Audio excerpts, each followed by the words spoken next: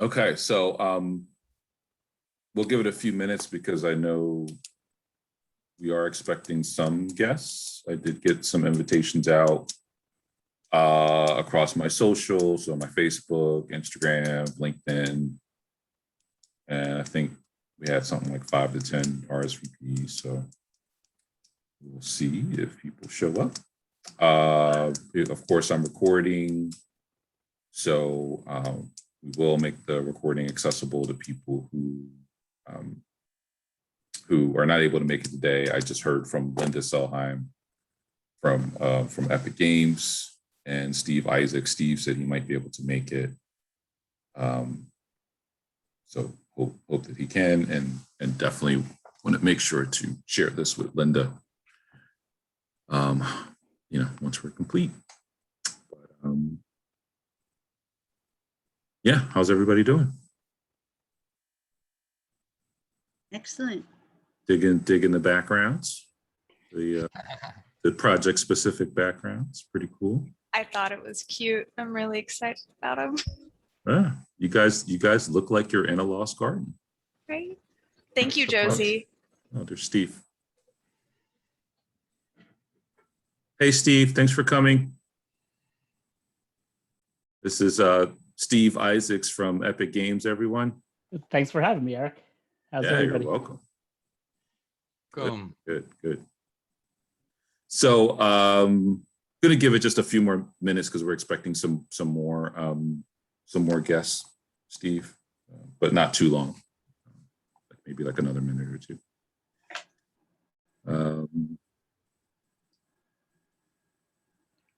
So the order will be, we'll have Lost Garden team go first, and then Destination Crenshaw, and then the nursing team.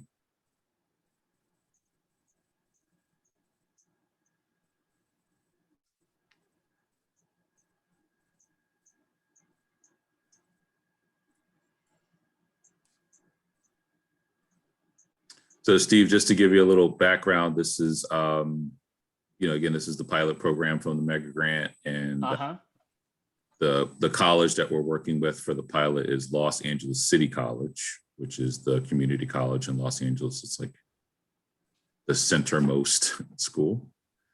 And we are, very happy with the results of the pilot. We're actually moving forward into a summer session in a couple of weeks. So this is what you're going to see today is basically the pre-production phase of all of the projects. So it's 2 VR projects and 1 AR project. Wow. And we're going to be going into a more formal pre-production, but each team is at kind of like a different stage, which is the design of the lab.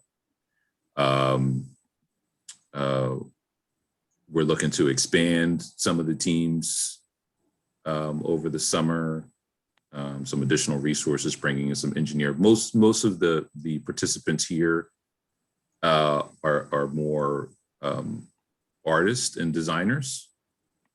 And so we're looking to partner with possibly some other programs to bring in some more engineering support.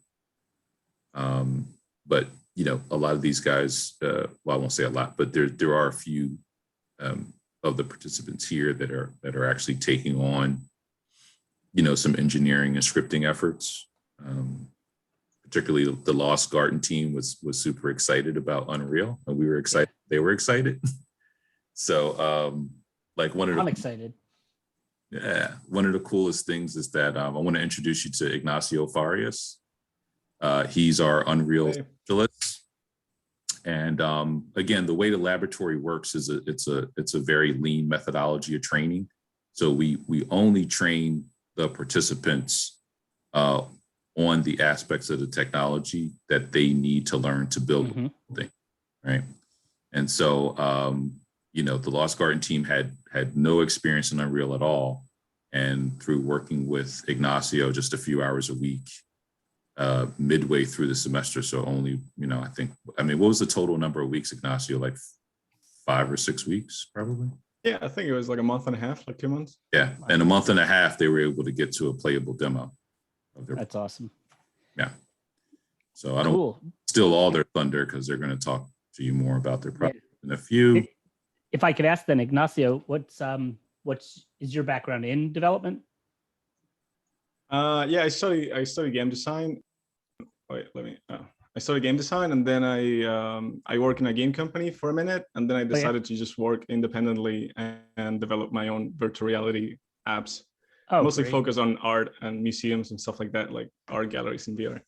Oh, very cool. Neat. Yeah, one of the benefits of the lab of pivoting because of COVID to a virtual lab is that we were able to work with Ignacio, who's actually based in Chile. Oh, okay. Yes. Wow, nice. Yeah. So he went. How I met him was we met at the Art Institute in Santa. And there's Madeline.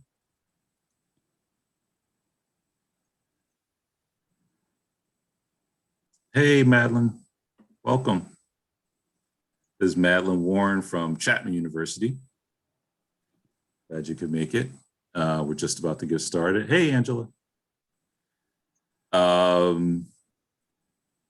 So how I met Ignacio was I was no longer at the Art Institute in Santa Monica there, where I founded the Game Wizards program, which is the methodology that all this programming is based on. But I returned there when, you know, kind of like XR was really kind of taking off, because I saw the opportunity and the need for the students and graduates to start to get some experience with XR development. Particularly it was VR at the time. We weren't really doing any AR at all. And was super impressed with Ignacio. He was doing some production team stuff there. I had this concept of doing a location-based VR game based on the Mad Max movie that came out a couple years ago. Oh yeah, when I was working on the Mad Max game. Yeah, so he did a little prototyping there, and we stayed in touch, and we actually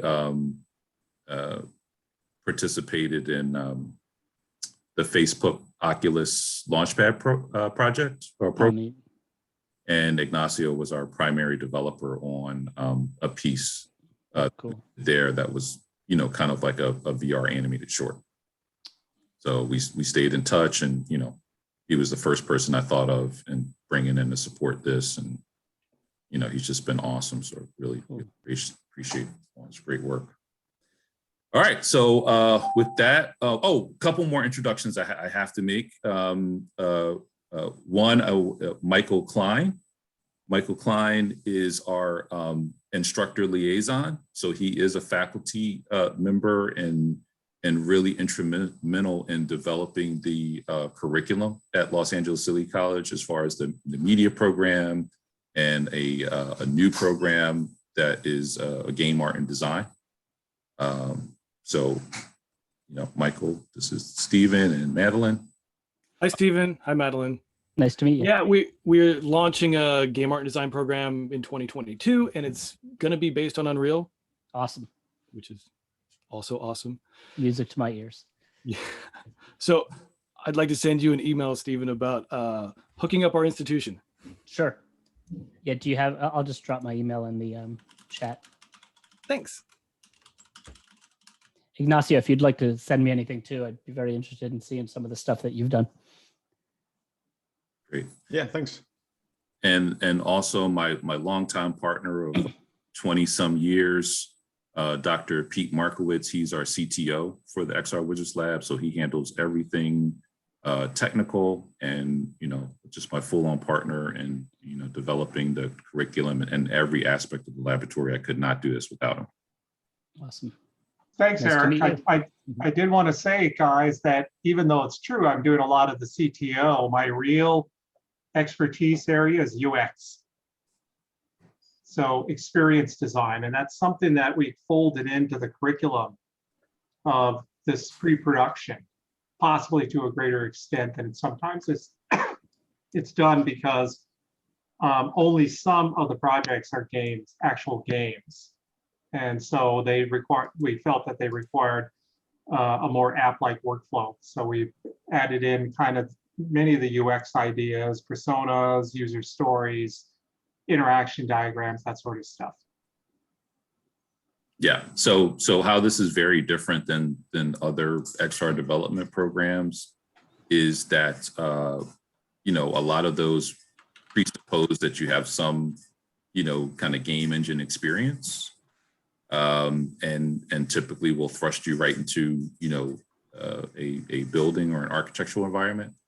And we're taking a different take, which is we're really focused at the beginning on really developing the user experience, you know, user personas, you know, low tech prototypes, as well as high tech prototypes, but also,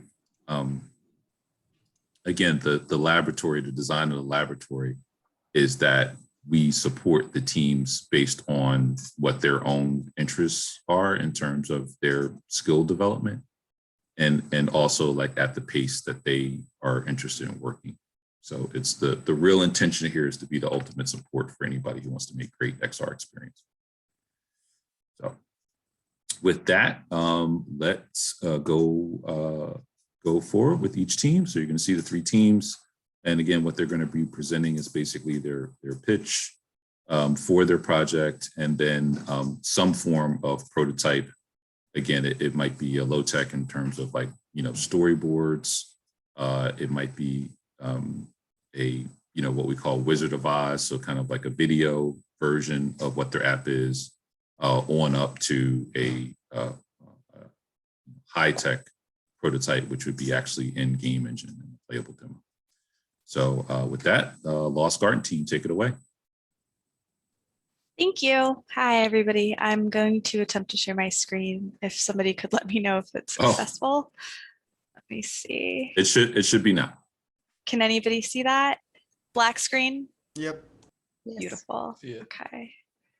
Thank you for coming. I am team lead for Lost Garden, which we have designed a story-rich game that is designed to be played by anybody. As the VR space rapidly progresses, there's an ever-growing gap between rudimentary and advanced VR experiences. New user experiences end abruptly without iterating upon the skills learned. Not only that, but the biggest barriers in VR are the users getting disoriented and sick and frustrated from unintuitive mechanics. Our XR Wizards project was to create immersive entertainment. Something that stuck out to us immediately was that more immersion meant less nausea and vice versa.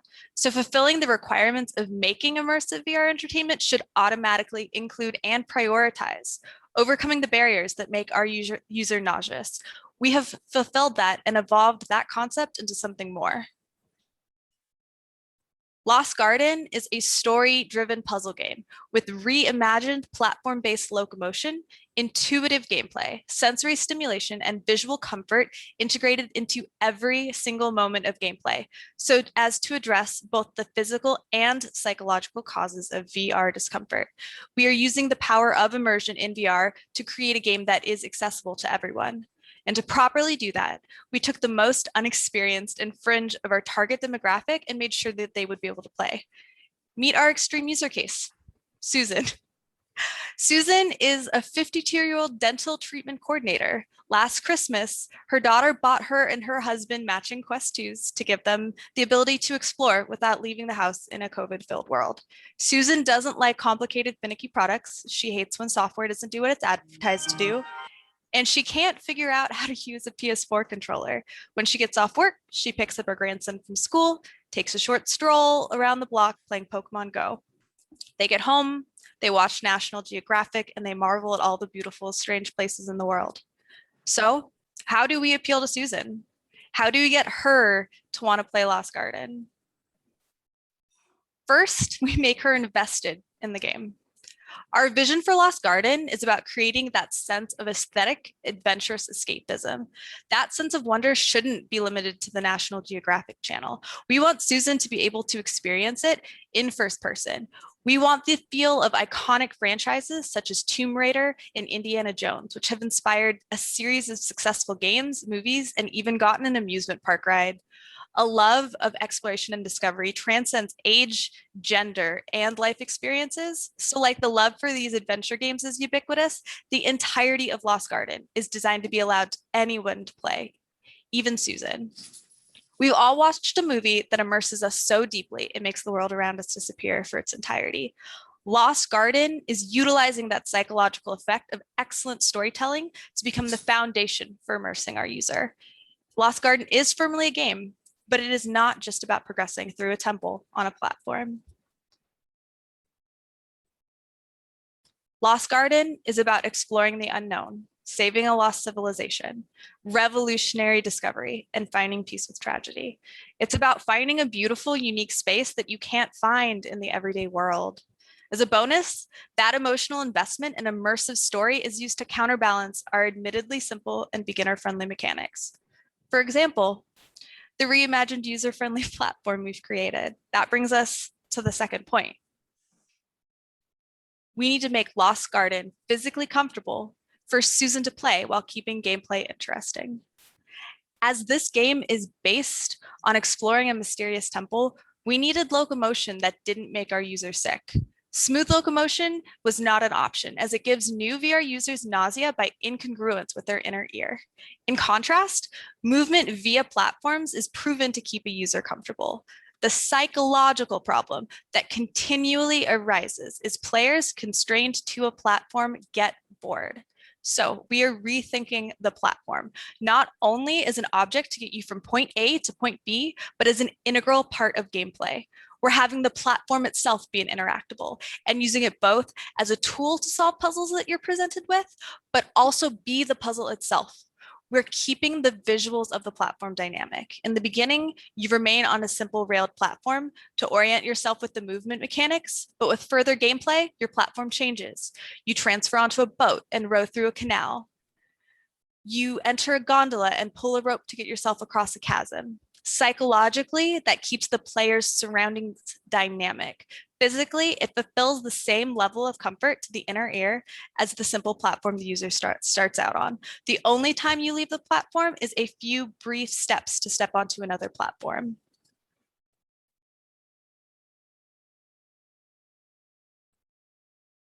Playing Now is a rough prototype built by 2 of our members in Unreal Engine, showing the beginnings of how our platform will function. You can see here the user-friendly movement and constraints, as well as an obvious item that you need to push. And as soon as you push the button,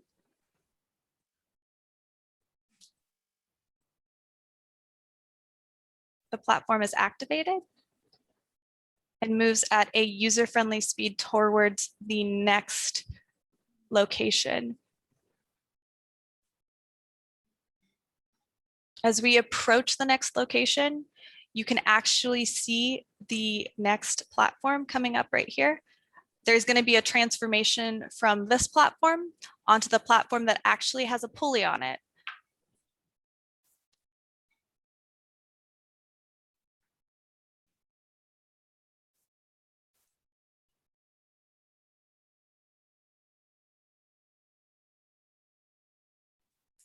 After you place the gem in, you're able to use this platform as well.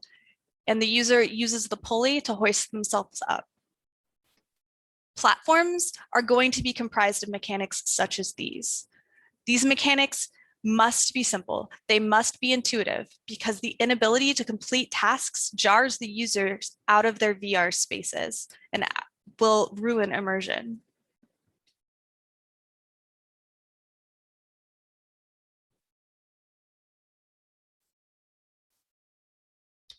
Therefore, we focus strongly on elements that would make our game more playable. We researched challenging mechanics in VR and broke them down. Early gameplay involves repeating these simple mechanics at the green tier. The quests get mentally more complex, but the mechanics remain the same. Towards the end of gameplay, we include some medium level mechanics, but we do not include anything difficult or physically challenging skills. Furthermore, by using objects like handles, keys, paper, our interactables remain recognizably intuitive. To make it more obvious and to help users with the challenging concept of depth perception in VR, we also have interactables glow red subtly to signify the user needs to grab it and flash green when the user successfully grabbed that item. We pair that with physical signifiers of the radius the user must enter to interact with that object, such as a worn dirt patch on the ground amidst the otherwise grassy space. We have also broken Lost Garden down specifically into segments of 15 to 20 minutes. Between these intervals, we've built in wellness checks to remind the users to see if they feel sick. This reminder of reality actually isn't great for immersion, but is ultimately more beneficial in preventing illness when included. To minimize the amount of immersion lost during these check-ins, we've actually built the chance of nausea into our story as well. To supplement platform-based movement, we've also included a map, which gives the user the ability to teleport or fast travel to a location that they have previously discovered. This mechanic does not disturb the inner ear. We've placed this map in a wristwatch type menu, which also has other important features. It has a journal tab, which transcribes hints for movement controls, mechanics, and gameplay that the user can reference at will. The last tab of this menu gives users advanced options, such as toggling glowing aids, controlling movement speed, turning on smooth locomotion, and turning wellness reminders off. By default, all of these options are turned off and come with the recommendation that they remain off.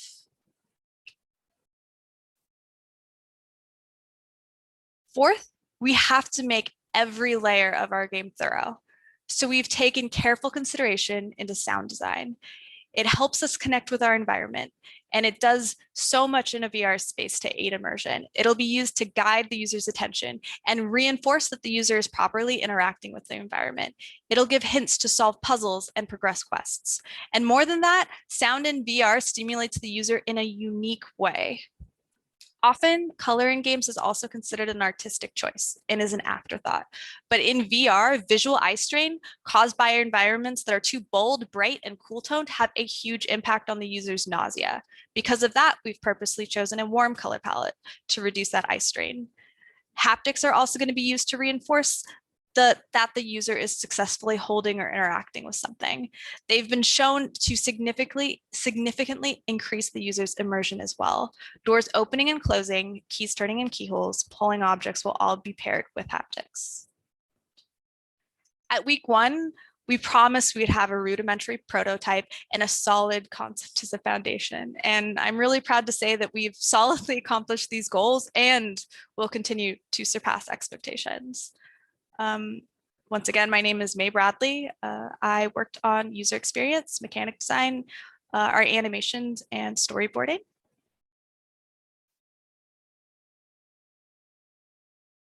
And then we also have Curtis. Hi, I'm Curtis LeMay. I did asset design, asset creation, developer, and asset interactivity. Hey there, I'm Christopher Elliott. I did sound design. I worked on UX integration and storyboarding, and I helped develop an Unreal. And I'm Josephine Johnson. I am your story producer, creative design, animation, marketing, and aesthetic continuity. We want to extend a special thank you to our mentor, Ignacio of Eternal Echoes VR. We really appreciate all his help. He was a fantastic resource for helping us build our prototype in the Unreal Engine. So for a final wrap up, we do have our little story in a text playable version. So I'm gonna put a link to that HTML file in the chat for all of you. We're also gonna put a link in the chat to the video that you saw in the presentation of our actual Unreal Engine footage. Strongly encourage you to check that out because there is some really cool sound design in there that Christopher did that we weren't able to share with you in the presentation, minor technical difficulty. So check those out at your leisure. And we would like to open the floor to questions.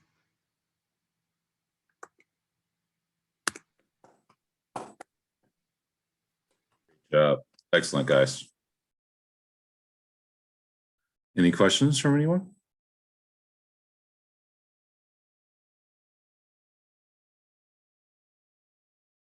Okay, if not, we'll move on. So next up, we have the Destination Crenshaw team.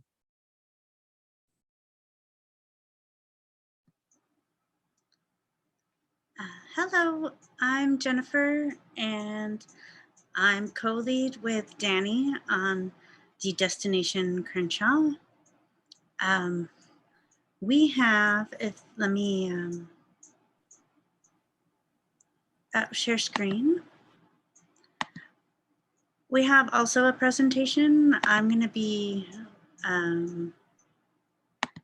sharing the screen.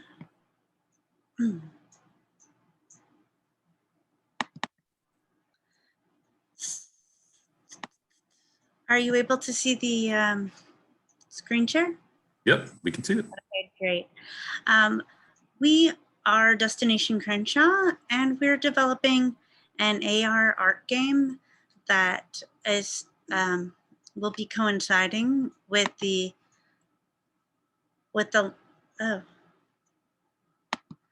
launch of the Destination Crenshaw Renovation Open Air Market that will be launching in spring 2022.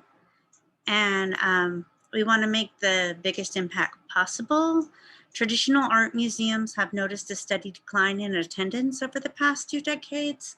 They have begun to integrate immersive emerging technologies with great results, and are particularly catching the attention of the millennial and Gen Z, which their attention is on mobile gaming.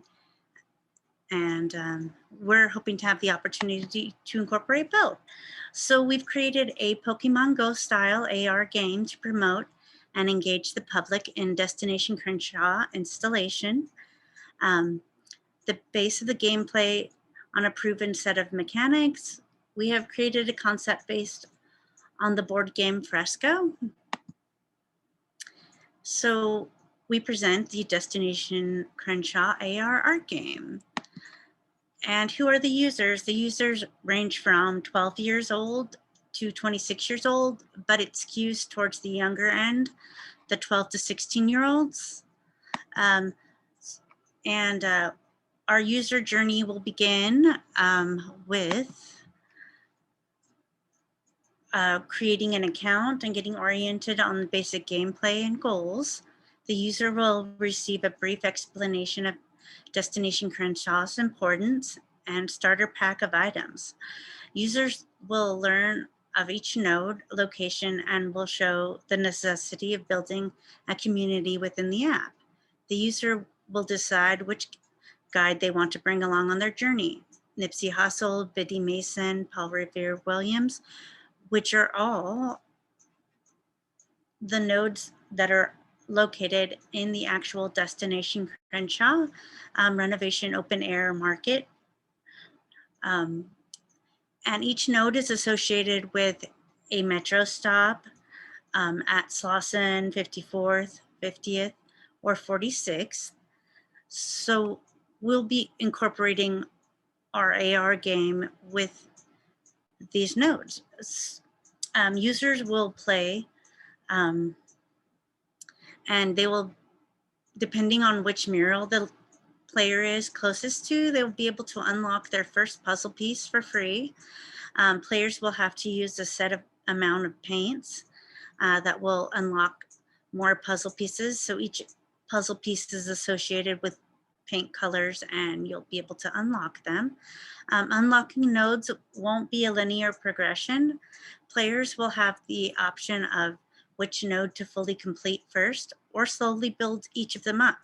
The players will gain points and currency completing murals.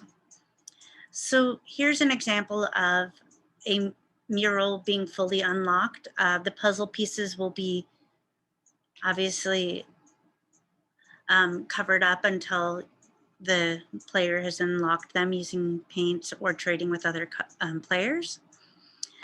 And here's another example of how they'll view the different paints and puzzle pieces. As you can see here, there'll be colored ones or black and white ones. There will also be a map where you can find locations. You can find vendors and shops in the area that can provide item packs or paints that you may need. And it's an incentive to visit the vendors as well. You can also use the map to track friends and other players and their progression. Community building will be a big part of the game. Players will link up and sync up when they happen to cross paths on the street. They will exchange puzzle pieces for their choosing, depending on which puzzle piece they have already unlocked. Certain local vendors will pop up with nodes and association with each of the 4 nodes that include a small pack of items for the player to carry on their journey. Many nodes will act as ads for the vendor, and players can use their gold and points earned in the paint shop for paints or for coupons for nearby stores.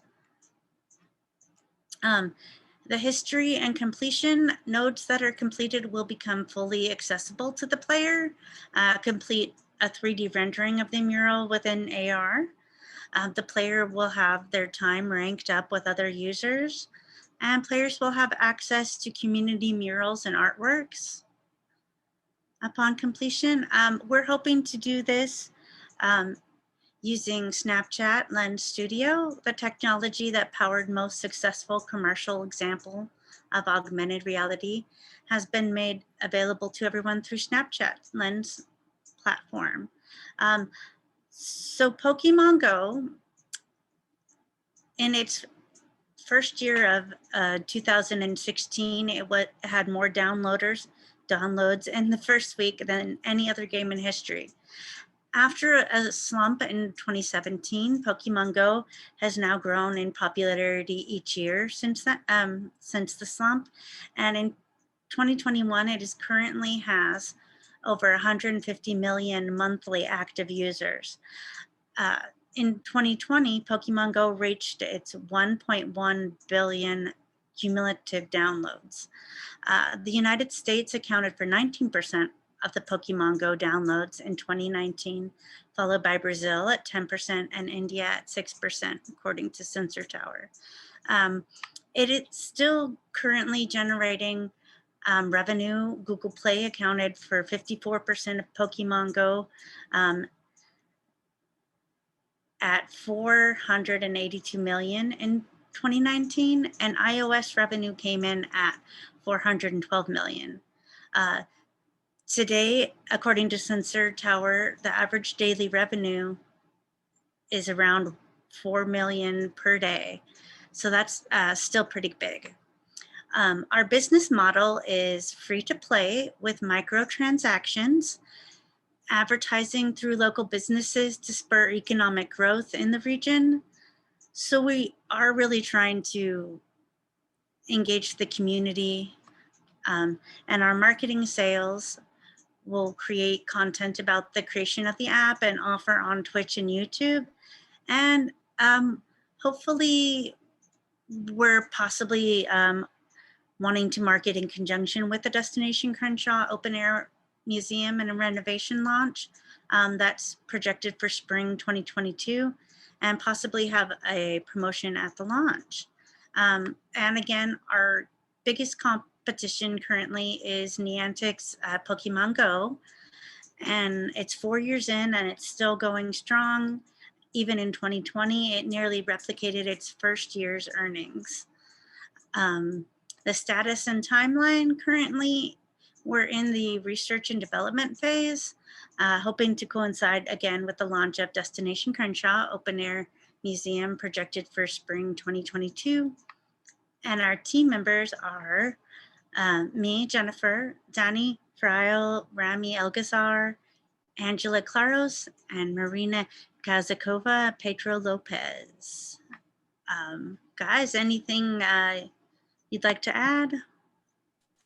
Yes. So, hello everyone. My name's Danny. I have just one little Wizard of Oz video to show that we've all created just to kind of showcase how the game would work. Bear in mind, we don't have that many resources. We look kind of silly walking around Crenshaw, but here is the video. Where is it? Oh, I can't share like a straight. Whoops. Are you guys able to see the actual video? Yeah, we see it now. Yeah, we can see it. Hold on. Yay. Sorry, I didn't share the sound. I just realized that. Let me try one. Oh, here we go. Sorry. Okay. So here we go.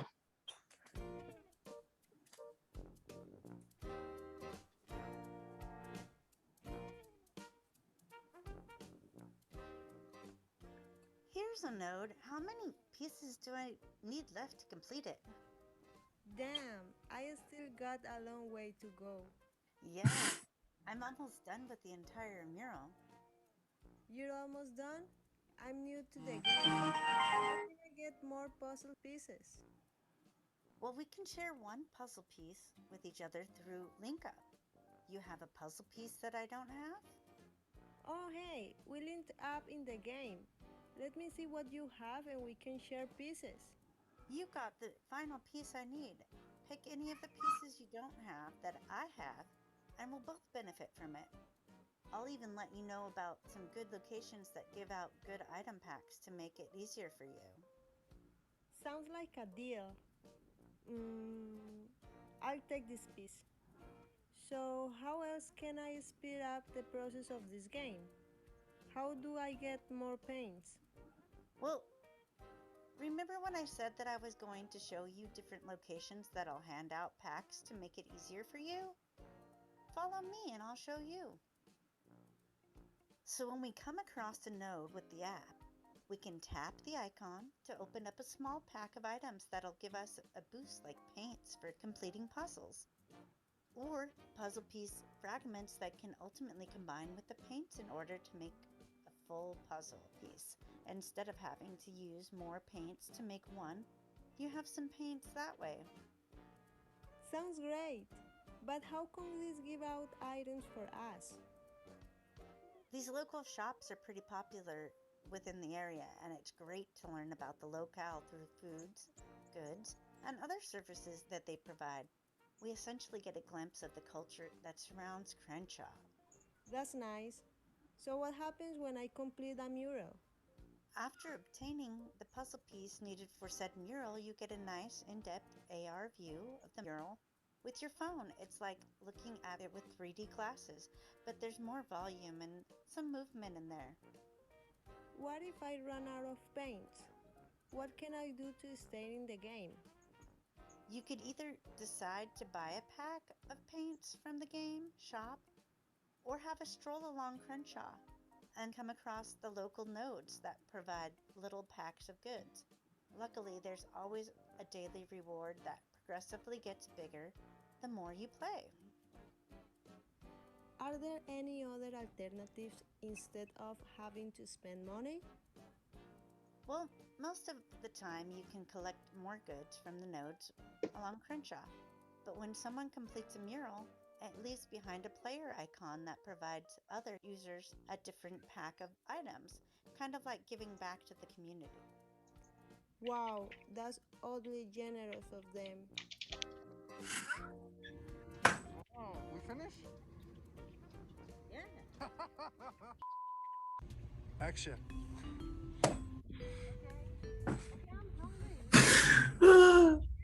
We can stop here and get another bonus paint pack. Yeah. Okay.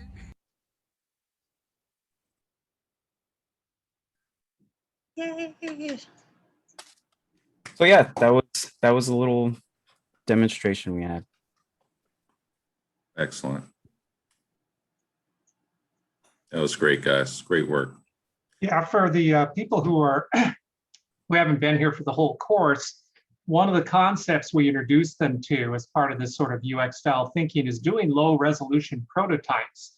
And in the case of AR, that really is modeling people actually using the app as they move around in physical space. And so we followed the methodology that IBM developed called Wizard of Oz, which is how people used to experiment with the idea of voice recognition before it was possible to do it with computers. And so that was I thought that was a great job, though I have to say it's Wizard of Oz plus a little bit of a promo. Yeah. It's got both in there. Yeah, really, really excellent job, guys. Yeah, he was saying if we can make it a little bit of a commercial too. Good job. Yeah, no, excellent work.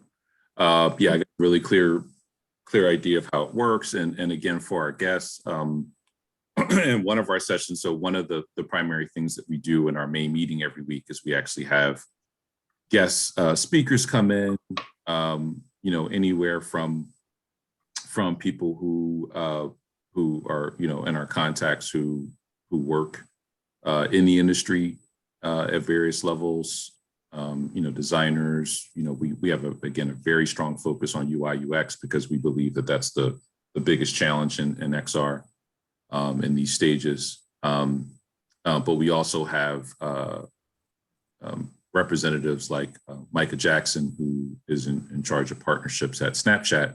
And he came in and gave us a initial training on the Lens Studio platform about 3 or 4 weeks ago.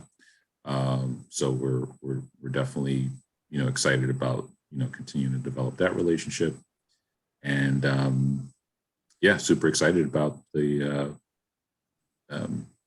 the project and continuing to develop it. So, all right, and last but certainly not least, we have our nurses application project. Again, we strongly believe that enterprise training is going to be one of the biggest use cases, and I personally believe how XR is going to have mass adoption.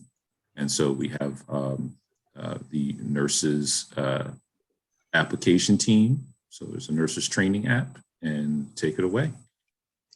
Hello guys, my name is Shonda Parker, and let me go ahead and share my screen for you. And we'll start off with our PowerPoint presentation. So welcome to A Ready Nurse. At A Ready Nurse, these are virtual learning simulations where you're learning to deal with the challenges in nursing.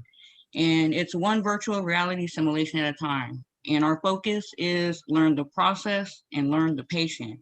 A lot of the virtual reality training modules that I researched, it did show the process. However, they had no patient interaction.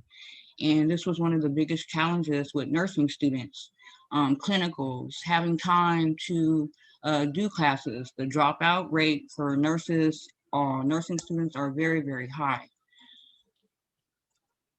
So about us at A Ready Nurse Virtual Learn Simulations, we take every challenge and turn them into a learning opportunity, turning everyday challenges nursing students face into a virtual learning simulation.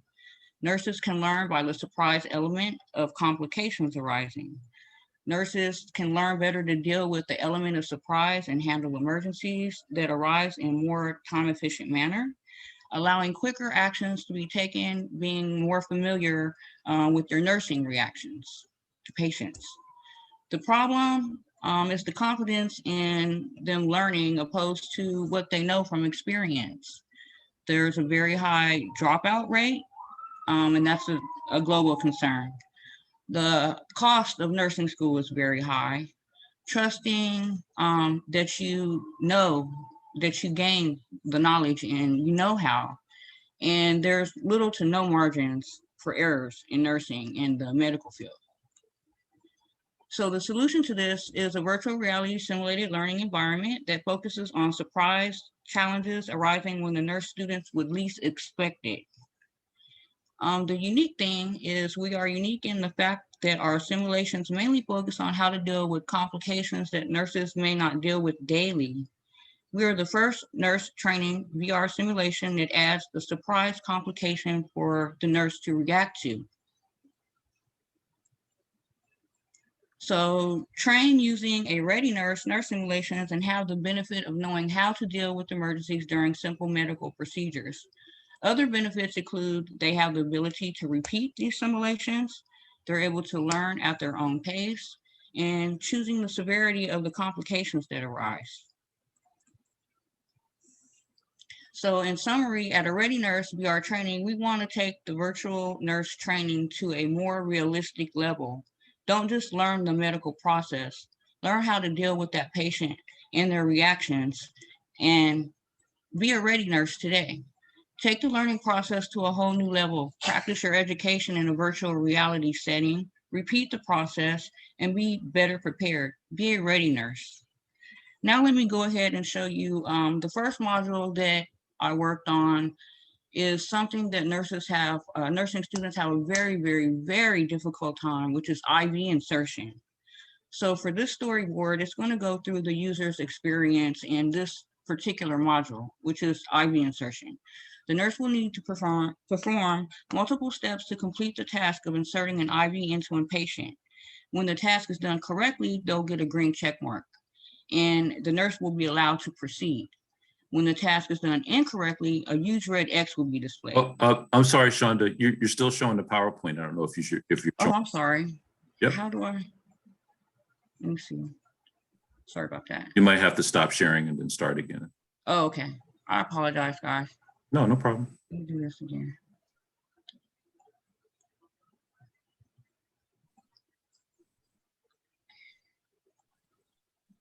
Yeah, you were right. Thank you. I appreciate it. Yeah, okay. You're welcome. So minus that, let me start over, guys. So this module, like I said, is basically dealing with something that nurse students have one of the hardest times dealing with, which is the IV insertion. So what they'll need to do is perform multiple steps to complete the task of inserting the IV into the patient. When it's done correctly, they'll get a green check mark. When it's done incorrectly, well, when they get the green check mark, they'll be allowed to proceed. When the task is done incorrectly, they'll get a huge red X. Outside of these multiple tasks that will need to be done, there will be a surprise patient reactions that the nurse must also successfully react to and follow that procedure. The purpose of a successful IV insertion is for the nurse to be able to not only insert the IV successfully, but also to be able to appropriately handle the surprise patient reaction. So let me go through the scenes of this. In scene one, we have our nurse walking up to the patient room door. They need to pick up the patient file before they even open the door. Now, if this is not done, they'll get the big red X and they will not be able to enter the patient room. If this is done correctly, they will be able to enter the patient room because they need to be able to have a little bit of history on that patient before they actually introduce themselves to the patient. In the second scene, they're going to be introducing themselves to the patient. They're going to clarify the patient's identity, explain the procedure, and the patient's informed consent to go ahead and continue. And they also need to inform the patient that this is going to cause some discomfort, but the discomfort will be short-lived. When the nurse is doing this, they need to be sure to look directly into the patient's eyes when they're introducing themselves. And if they do this correctly, they're going to be able to proceed. If not, they will not be able to proceed. They'll have to repeat this until they do it correctly. So our scene 3, they're going to ensure that they have all their equipment ready, which is all the equipment that they'll need to be able to successfully complete the IV insertion. So once they gather the equipment, if everything is gathered correctly, they'll have the green check mark and be able to proceed. If it's not, they'll have the red X and have to continue until they get all the necessary equipment. In our next scene, scene 4, we'll need to make sure that the nurse is sanitizing their hands using the alcohol cleanser. If they do not do that, X. If they do, they'll be able to proceed. In scene 5, they'll need to go ahead and position the arm so that it's comfortable for the patient, and they'll need to be identifying the vein. So if they don't do this correctly, either or, if they miss any step at all, they're not going to be able to continue. If everything is done correctly, they will be able to continue. The next step, scene 6, they will need to apply the tourniquet. They'll need to correctly apply the tourniquet to the patient's arm. If this is not done correctly, they'll not be able to proceed. And if it is done correctly, they will be able to proceed. They'll need to check and recheck the vein for the next scene. After applying the tourniquet, they'll need to recheck the vein, make sure it's suitable to insert the IV needle. If they don't do this, they will not be able to proceed. If they do, they will be able to proceed. In our next scene, they're going to put on their gloves, clean the patient's skin with the alcohol wipe and let it dry. If this is not done correctly, they will not be able to proceed. If this is done correctly, they will be able to proceed. The next scene, they'll be removing the cannula from the packaging and removing the needle cover, ensuring not to touch that needle. If this isn't done correctly, they will not proceed. If it is, they will proceed. The next scene, they'll be stretching the skin distally to inform the patient that they should expect a sharp scratch. If the stretch is not done correctly, either or, they don't inform the patient. If anything is missed, they will not proceed. If it's all done correctly, they will proceed. The next scene will be inserting the needle correctly. Inserting that needle, they have to have that at an angle of 30 degrees or less. Now, if this is not done correctly or it's any degrees off, they're not going to be able to proceed. If so, they will be able to proceed. Our next scene is after inserting the needle with the catheter, they'll need to make sure to get a flash of blood, pull the needle and the catheter back out, and repopulate the vein and aim again in the direction of the vein. Now, if this is not done correctly, they will not be able to proceed. If it is done correctly, they will be able to proceed.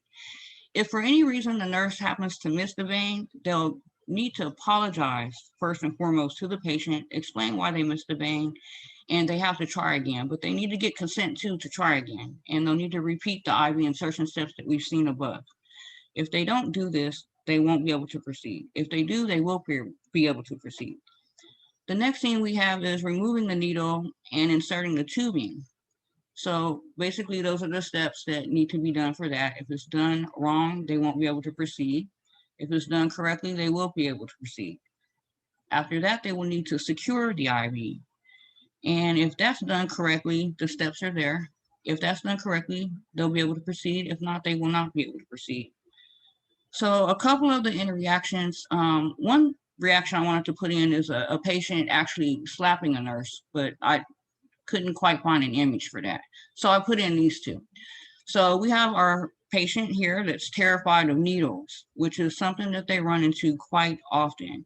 So the nurse has to take specific actions. They need to create an environment where the patient is fearful, which can be displayed when this is developed by the way the patient's facial expressions are. That's the way the nurse will be able to tell. They'll need to be able to speak to them calmly, advise the patient possibly not to look. And if all these attempts aren't made and you don't get that expression on the patient's face, you're not going to be able to proceed. If so, then they will be able to proceed. Another one is patient fainting during the IV insertion. This happens quite often. Little do people know, but patients do faint when they're getting needles put in their arms. So when this happens, the nurse is to immediately abort the procedure by gently removing the tourniquet and needle from the patient's arm, apply a gauze, and pressure to the skin, the puncture site, call for assistance. If the patient is seated, they'll need to make sure their head is between their knees. Now, if this is not done correctly, they won't be able to proceed. And if it is done correctly, then they will be able to proceed. So basically that is our module for IV insertion, but we want to have many modules based on all the difficult things that nurse students have problems in learning. They don't have time for clinicals. They feel like they're not getting enough time doing the things that they do in clinicals, and they would really love to have more practice doing the things that they're learning so that they feel more comfortable, that they're able to deal with people, that they're able to help, and that we don't have such a high dropout rate, and we can keep our nurses being a ready nurse. So one last thing I want to share with you guys is our flyer. I couldn't put the flyer on my background because it was really, really busy and I didn't want to distract from any other thing going on. So let me go ahead real quick and show you my flyer. One second. Let's see.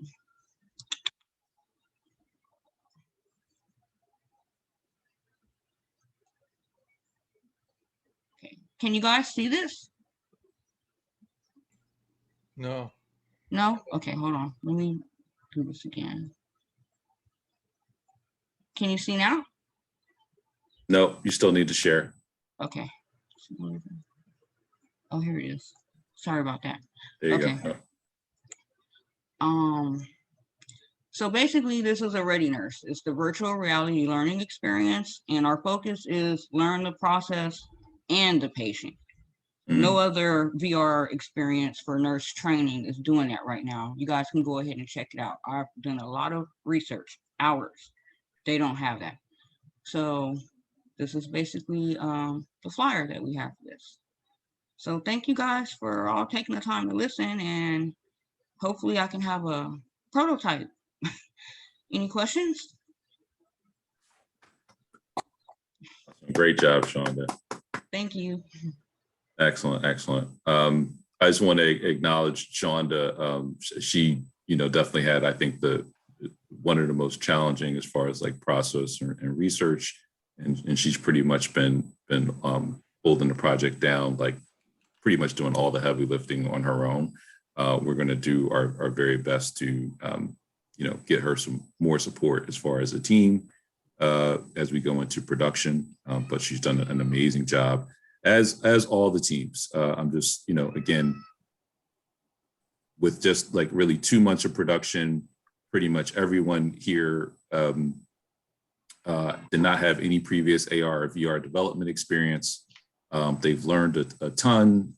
They've never worked, together as teams before. They really came together. And this was our first time doing this. Even though we've had some similar previous experience, we've never done this before. So, this is really exciting. And again, I can't thank Epic Games enough for all their support. And we're excited. This is just the beginning. We're excited that, 100% across the board, everybody wants to continue with their projects into the summer. Wow. That's, if I could real quick, because I have to hop off for a meeting, but I just wanted to congratulate all the teams and thank you for inviting me. I'm glad I was able to hop on. Love to, interact more with your group, as you move forward. Just very, very cool stuff. And it's, it's stuff like this that makes us really excited about the Mega Grant program, because the whole goal is to, create or support these opportunities that, people like you, Eric, are moving forward, and your whole team. But I know the work that you've done because of our interactions. Also looking forward to hearing and seeing more, at your presentation in a couple of weeks with us at ISTE. Thank you. And again, keep me in the loop. I'd love to continue to follow this journey, and definitely ambitious projects that I can't wait to see, the next prototype phase. So Awesome. Thanks, Thank everybody. you. Thanks so much, Steve, for joining us. Of course. Bye-bye. All right. Take care. Bye-bye. Madeline, did you have any questions? No, I didn't have any questions, but what was really interesting, it was really interesting to see the nursing one, because several years ago when we were first starting our VR/AR program at Chapman, we were approached by one of the heads of West Coast College, which is a nursing school. And he said, we have HoloLens that we use to teach with, but we've discovered that just using it isn't enough, that students actually need kind of scenarios. They need a story to follow in order to learn. So they were just using it to kind of go inside the body and look around and memorize things. So it's really interesting to see what you've done to put it in a, you know, you're doing kind of exactly what he wanted us to do, but we didn't have we were not far enough along to do anything like that at that point. And also you know, you all did really well, but I also love the Destination Crenshaw. It makes me want to go there so much. And whenever that market opens, or the museum rather opens, it's really a great ad for it and for the neighborhood, you know. So I hope you get a lot of buy-in from the local stores. Yeah, we're going to working closely with the community on that, and we're in communication. We invited him. He couldn't make it today, but again, we're recording this, and we'll definitely be in touch with the gentleman who's in charge of the whole Destination Crenshaw project. So you were going to. Yeah, Madeline, I just wanted to say, one of the pieces of technology we're thinking of doing for the nursing app is there's a company called Sim Insights that has developed basically almost the exact authoring system we need. So it's a step up from having to code directly in Unity or Unreal. And they have built prototypes that are nursing related, which means they've already built some of the assets and scenes that we can start to explore. Now, the really interesting thing is they've got it integrated with a voice recognition system.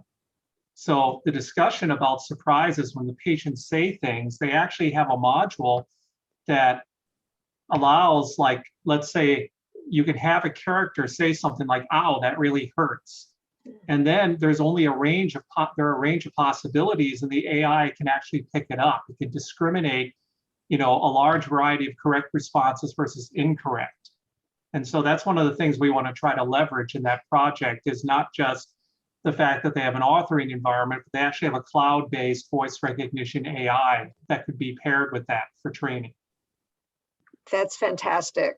That's, you know, when we were talking to West Coast College, it was one of my colleagues was someone who has a VR company, and our reaction was, you know, what you need is what you would need to develop for the learning process is that these situations need to be gamified, and that's exactly what you did in this one. So it's just great to see it, and yeah, voice recognition would be amazing.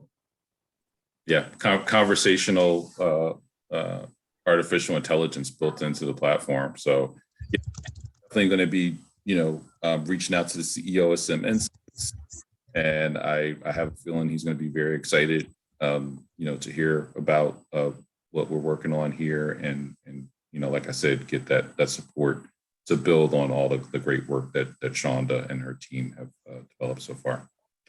Can I say something real quick? Sure. Miss Madeline, I would just like to say thank you from the bottom of my heart. The feedback that you just gave, I'm trying hard not to cry right now. It meant everything to me. I draw and I paint. My background is acrylic, a paintbrush, and canvas. So all this whole VR, everything was new to me. I had no idea what I was doing.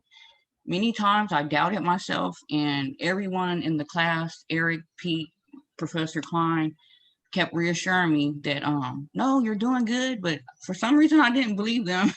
But I believe now that I hear your feedback. So thank you very much. Well, you're going to make me cry now, so stop it, please. Okay. No, that was awesome. Thank you for sharing that, Shonda, and thank you so much, Madeline, for your feedback and for yeah, and thank everyone. Thank everyone involved, all the teams, everyone here. I could not be more proud of every single one of you guys. You really stepped up to the plate and you know, made this pilot a success. We could not do this without you. And you made it happen. You literally knocked it out of the park, and I'm super excited about, you know, continuing to work with all of you. So thank you. Yay, we did it. All right, so so we got our game plan. You guys will take a well-deserved and us week off, and then we will be back. What's the date again? June 16th. Me too. Yeah, 16. Yeah. So I think we'll be sending the teams out a new link, again, we're going to be switching from 2 o'clock PST to 3, and we're going to go to 90 minutes. We're still considering, adding the Eon Reality workshop this summer. But that very first week that we come back is going to be, we're going to give you guys some additional, feedback on your pitches if you're interested in that. And then we're going to introduce the assessment piece. So we're going to talk about, basically how you guys are all going to get your wizard ranking. That's going to be exciting. So we're going to do that. And again, basically, this is the ranking system is basically, again, how you're going to be able to demonstrate what your skill level is and how you're progressing. So again, it's a gamified system, and it's going to be all role based, and we're developing it behind the scenes. But you're going to have an opportunity to assess yourself. Your teammates are going to have an opportunity to assess you and how you performed in the 30-day production cycles, and as well as you're going to get assessment from myself, Pete, and Michael. All right. So anything anybody else want to say before we wrap up today? Will we be getting some sort of email about all that? Yeah, we'll definitely be in communication with you guys and letting you know that, again, the date and time, before it happens. But just definitely mark your calendars. We'll be back for the summer and production session.